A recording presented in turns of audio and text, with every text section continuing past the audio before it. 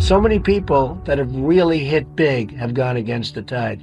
But you have to have great confidence in yourself. You have to be the right person. There are very few people that can pull it off. But when you pull it off, it's great. If you can have a mentor, having a mentor makes a big difference in life. Now, you have to look around who's somebody that you aspire to be or to be like. But having a mentor, it's really just a wonderful thing if you can have a mentor. I went to a great school. I went to the Wharton School of Finance. And in that school, I met a lot of people heading industry today and over the past, very smart people. But I've watched some of the people grow. I've watched some of the most incredible, brilliant students. And they didn't make it like other people made it because they didn't have that drive. They didn't have that never give up ability. I don't know if it's an ability or if you have it, just you can't quit. And I've seen people quitting. And if they would have held out longer, they would have been successful. I've seen it so much. I've seen some of the most brilliant people in the world that never made it because they were quitters. One of the most important things, never, ever quit. Never quit. They were just quitters. They would quit. They just couldn't take it. They couldn't, whatever. One of the things about loving what you do is that it's not work, and therefore you don't quit automatically. It's a lot easier not to quit. But you can never give up. Now, you have to also have flexibility, though. You can't necessarily say, I'm never giving up, and you got to be able to weave and bob. You don't have to go through a concrete wall when you can go over it or around it or under it or something. You have to have flexibility. You have to always be able to change course a little bit, maybe always with that same goal, but don't quit. And we're on this planet for a very, very small period of time.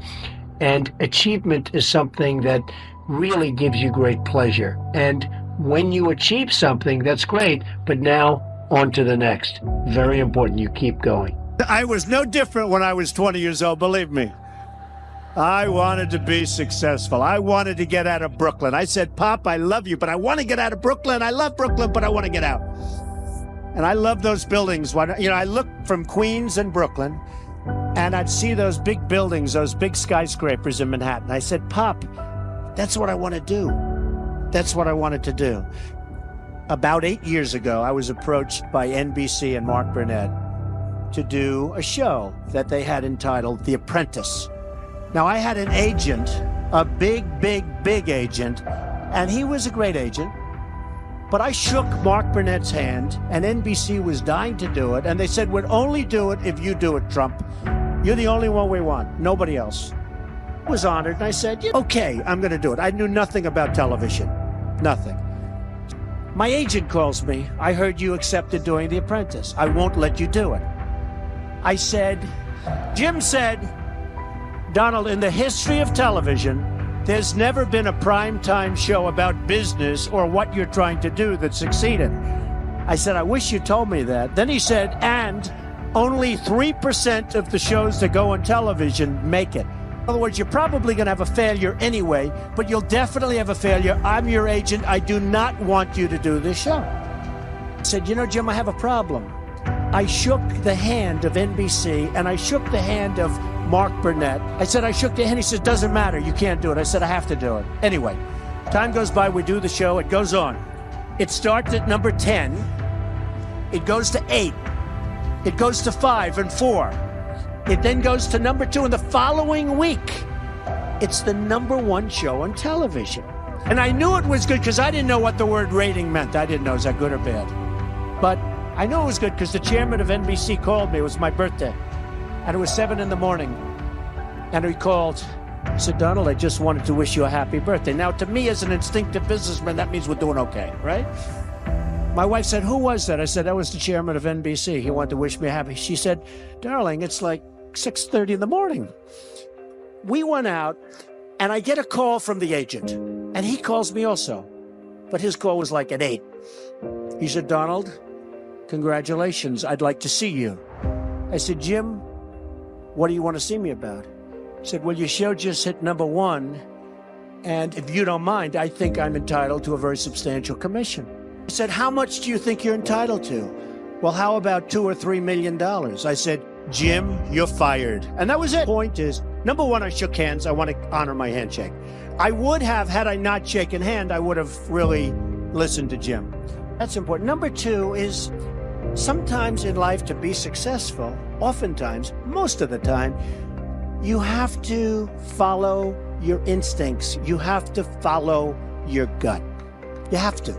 Your parents may say wrong, your whoever may say wrong, but you have to do it. Now, speaking of that, you've got to love what you do.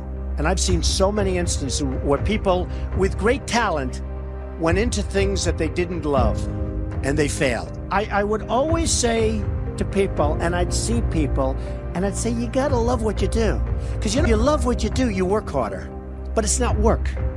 I just bought Doral. I was telling Jerry, I just bought Doral, 800 acres in the middle of Miami. Gorgeous. I'm so excited. I want to fix it up. It's sort of not so nice now. It's got the big tournaments, got everything, but it was run by Wall Street people. Wall Street people aren't good for fixing things. They're good for moving paper. That's not good. That's not what we want in the country. I want to do sort of a version of what you did here, but I have many, many jobs like that. I love taking things and fixing them, taking things and building. I love building. I almost like fixing better, because if you're smart, if you're really smart, you can save a lot of money. When the building is there, the foundations are built, the steel is up, the walls are up, and then, you have people say renovation costs you more money. Those are people that aren't smart people. I know that for a fact you renovated a couple buildings here and did very well, that you could never, ever do if you had to build new. If you build new, I love that too. I do it both ways. But there's something great about the renovation project. So, you've got to love what you do. You've got to work hard. Never, ever quit. Never, ever give up, because that's the other thing. I've seen people that are super genius, but they don't have that gut feeling. They don't have that stick-to-itiveness, that never quit. And I've seen people that almost made it and failed because they couldn't go that extra mile. They couldn't do it. So you get something, you never, ever quit, never, ever give up. When people ask me about success, I've just started thinking about it over the last couple of years because I've seen a lot of it. You have to have an ability to handle pressure, because no matter how successful you are, I have many, many friends and enemies, a lot of enemies too, I don't care, but they're smart. I have a lot of enemies, and I've watched people and I've seen it. And people that can handle pressure can be entrepreneurs, can be successful. Now, I have some friends that are really, really smart, but they can't handle pressure. In which case, they should work for somebody, do great, and have a good life. There's nothing wrong with it. Because I almost think that's an instinctive thing, the ability to handle pressure. Now, one of the things I tell people about pressure is, you know what? They said, how do you handle pressure? Who's had more pressure than me? Have I had pressure over the years? You have to remember, it doesn't matter. God matters. Your family matters. It doesn't matter. And if you say it, I have some people, they say, I've got to be successful. I've got to be.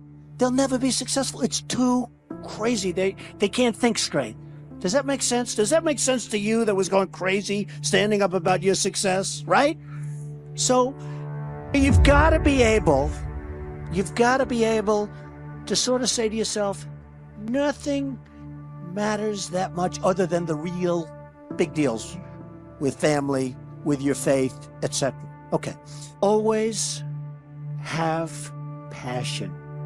You've got to have passion for your family, for your life, for your church, for whatever it is. You've got to have that passion. I've always believed in positive thinking. At the same time, I don't want to mislead. I also believe in aspiring, in terms of what you're doing, aspiring to protect against the downside. You can't just be this wonderful guy walking around, everything's positive, because unfortunately, that's not the way the world is.